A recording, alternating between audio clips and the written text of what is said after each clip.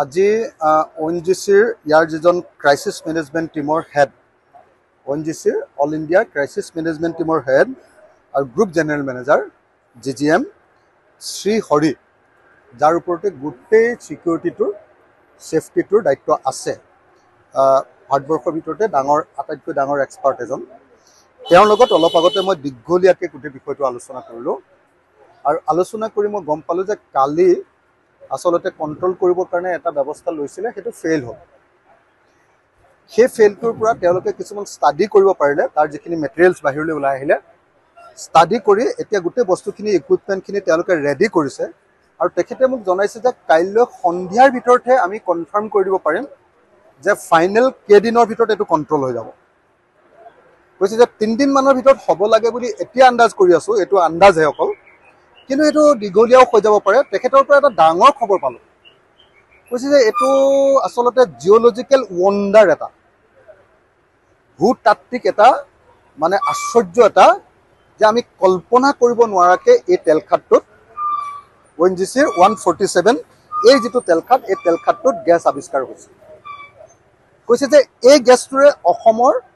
25 বছৰ চলি যাব বুলি কৈছে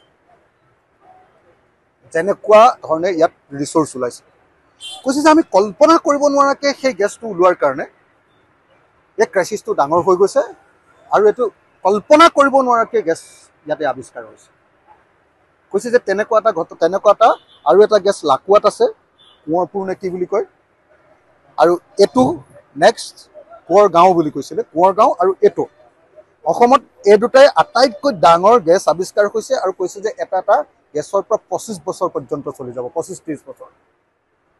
এই জিঅ'লজিকেল ৱণ্ডাৰটো ফটককৈ মানে আগত নৰ্মেল কাম কৰি আছিল আৰু ইমান গেছ ওলাই যোৱাৰ কাৰণে এই ঘটনাটো ঘটিলে বুলি কৈছে মই সুধিছিলোঁ যে টেকনিকেল ফল্ট কিবা আছে নেকি কোম্পানীহে কাম কৰিছিলে ইয়াতো আপোনালোকে ONGCয়ে কাম কৰা নাই কৈছে যে টেকনিকেল তেওঁলোকৰ মতে হয়নে নহয় মই নাজানো তেওঁলোকৰ মতে ইয়াত টেকনিকেল ফল্ট একো কৰা নাছিলে যিখিনি কৰিবলগীয়া আছিলে সেইমতেই কৰি আছিলে কিন্তু ইমান বেছি গেছ ওলাই গ'ল যে এইটো জিঅ'লজিকেল ৱণ্ডাৰ তাৰ ফলস্বৰূপে এই ঘটনাটো ঘটিলে বুলি কৈছে তাৰ পাছত মই মনোজ ভাজনী এছেট ছাপৰ্ট মেনেজাৰ তেওঁৰ লগতো কথা পাতিলোঁ Jayanta Mukhopadhyay group general manager তেওঁৰ লগতো কথা পাতিলোঁ আৰু মই তেওঁলোকক কৈ দিছোঁ যে দিনটোত ৰাতিপুৱা আৰু গধূলি দুবাৰ মেডিয়াক তেওঁলোকে ব্ৰিফ কৰিব লাগিব মেডিয়াক তেওঁলোকে কথাখিনি ক'ব লাগিব তেওঁলোকে কথাখিনি কম বুলি কৈছে আজি আবেলিও আপোনালোকক এবাৰ সাংবাদিকৰ সন্মুখীন হ'ব কালি ৰাতিপুৱাও হ'ব প্ৰত্যেক দিনাই মই কৈছোঁ যে চমুকৈ ক'লেও আপুনি কথাখিনি ক'ব লাগিব কি হৈ আছে তেখেতে কম বুলি কৈছে তাৰ পাছত ওচৰৰ বাৰিচুক নামৰ অঞ্চলটোত খুব মানুহবিলাক আটাইতকৈ যিটো ঠাইত মানে একেবাৰে লাগি আছে ঘৰবিলাক লাগি আছে সেই লাগি থকা ঘৰবিলাকৰ অঞ্চলটোত কেইটামান ক্ৰাইচিছ হৈছিলে মই ব্যক্তিগতভাৱে চবকে অলপ সহায় কৰিছোঁ আৰু তাতে ৰাতি গোটেই লাইটটো অফ হৈ যায় মানে লাইট দিব পৰা নাই গতিকে মই ডিজাষ্টাৰ মেনেজমেণ্টৰ পৰা কিছু লাইটৰ ব্যৱস্থা কৰি দিছোঁ SPক কৈ তাতে ছিকিউৰিটিটো ভালকৈ আজিৰ পৰা দিবলৈ ব্যৱস্থা কৰিছোঁ এনে আছে তাৰোপৰি মই তাতে অলপ ভাল ব্যৱস্থা কৰি দিবলৈ দিছোঁ আন্ধাৰ হৈ থাকে যিহেতু আৰু তৃতীয়টো আপোনাৰ মেডিকেলৰ কাৰণে মেডিকেল ব্যৱস্থা এটা মই আমাৰ জইণ্ট ডাইৰেক্টৰ আৰু ONGC দুয়োটাকে লগ লাগি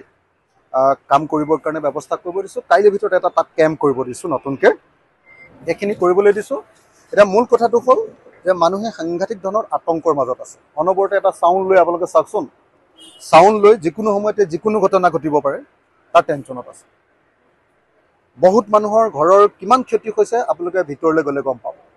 গতিকে ইয়াৰ ক্ষতিপূৰণৰ কথাবিলাক মই ONGCক কৈছোঁ এতিয়া বহুত বেছিকৈ কৈ থাকিবলৈও দিগদাৰ তেওঁলোকো ক্ৰাইচিছত আছে তথাপি মই কৈ দিছোঁ যে এইটো কোনো পধ্যে ৰেহাই দিয়া নহ'ব চবেই ক্ষতিপূৰণ পাব লাগে সামগ্ৰিকভাৱে কিমান মানুহ ইয়াত এফেক্টেড হৈছে এনে 1200 মানুহে আমাৰ খাদ্য খাই আছে 1200 70টা পৰিয়াল সেই বাৰিচোৱা গাঁৱত মই যিটো কৈছিলোঁ 70টা পৰিয়াল বাৰিচোৱা গাঁওখনৰ বাৰিচোৱা চুক বুলি কয়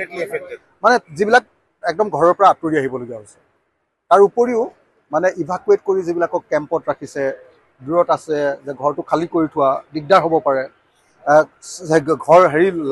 কি কয় গেছ জ্বলাবলৈ দিয়া নাই এনেকুৱা টোটেল খাদ্য খোৱা মানুহ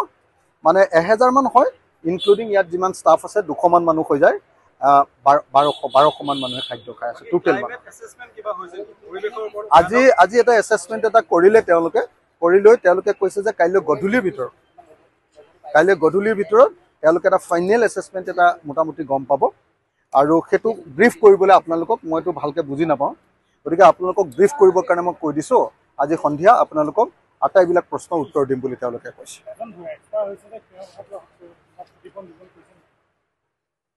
মই সেইটোও কৈ আহিছোঁ আৰু তেওঁলোকে কৈছে যে ডিষ্ট্ৰিক্ট এডমিনিষ্ট্ৰেশ্যনৰ লগত কথা পাতি আছে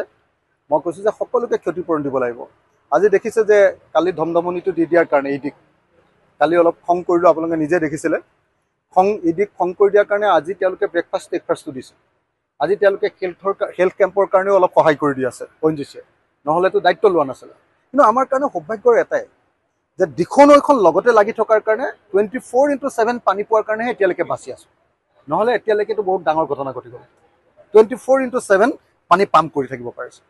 তো গতিকে মই আপোনালোকক সকলোকে ধৈৰ্য সহকাৰে আমাৰ যিসকলে ছেফটিৰ কাম কৰি আছে বিশেষকৈ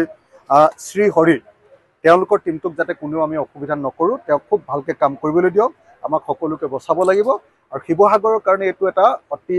ভাল খবৰ যে এটা জিঅ'লজিকেল অণ্ডাৰ হ'ল বুলি কৈছে 25-30 বছৰ অসমখনক গেছ যোগান ধৰিব পৰাকৈ এটা